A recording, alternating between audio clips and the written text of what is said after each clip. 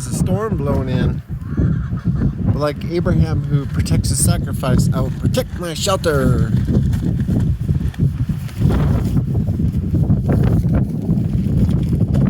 I put this here temporarily.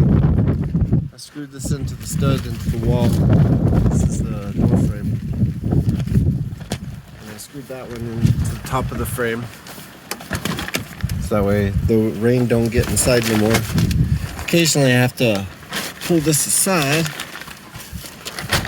let down the gap, as long as the wind is blowing. Yeehaw! Have a good one.